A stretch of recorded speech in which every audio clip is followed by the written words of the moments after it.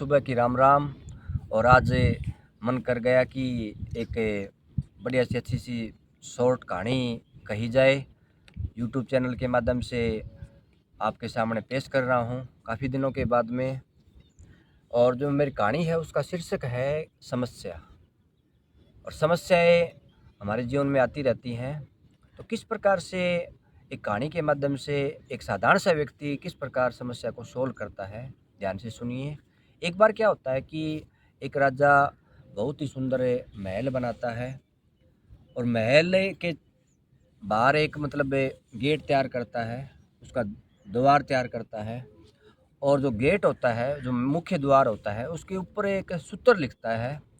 और सूत्र गणित का सूत्र होता है और एक घोषणा करता है कि इस सूत्र को हल करके और जो इस गेट को खोल देगा उसको मैं अपना उत्तराधिकारी घोषित करूँगा।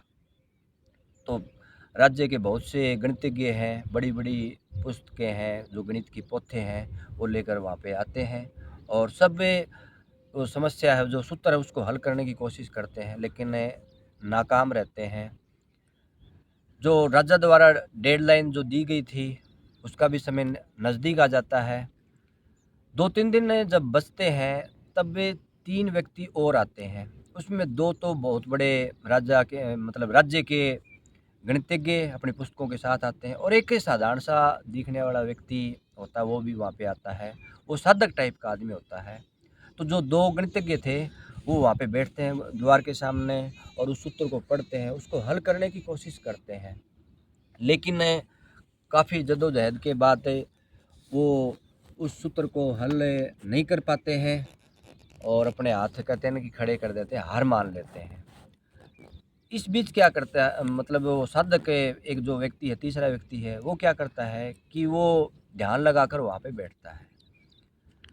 उस व्यक्ति को भी कहा जाता है कि आप भी कोशिश कीजिए, तो वो कुछ नहीं करता, वो वहाँ से खड़ा होता है और गेट की तरफ है यानी द्वार की तरफ जाता है और हल्का सा द्वार को धक्का देता है और द्वार आसानी से खुल जाता है। राजा बड़ा खुश होता है, लेकिन राजा उससे पूछ लेता है कि आपने ऐसा कैसे किया? तो उस व्यक्ति ने कहा कि जब मैं ध्यान लगा कर अंतर्मन से मेरी आत्मा की जो आवाज़ सुन रहा था, तो मेरे अंदर से एक आवाज़ आई कि पहले ये तो देख लेते हैं कि वास्तव में सूत्र है या नहीं है, या इसका मतलब समाधान किस प्रकार से हो। तो मेरे अंतर्मन की जो आवाज़ आई उसमें ये आया कि कम से कम सूत्र को साइड में रख के और हल्का सा इसको धक्का देते हैं, क्या पता द्वार खुल जाए।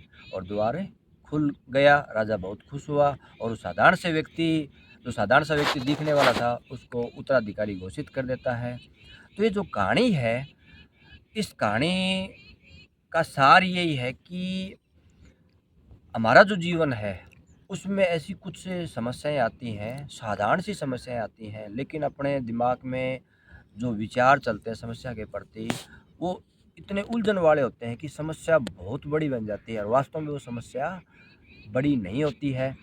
तो ऐसी छोटी छोटी समस्याओं को हल करने के लिए क्या करना चाहिए कि जब भी कोई समस्या आए तो आराम से रिलैक्स होकर बैठें और अपने जो अंदर की जो आवाज़ है, जो अंतरात्मा की आवाज़ है, उसकी पुकार सुने और ज़्यादा विचारों में नहीं जाएं। समस्या आसानी से हल हो जाएगी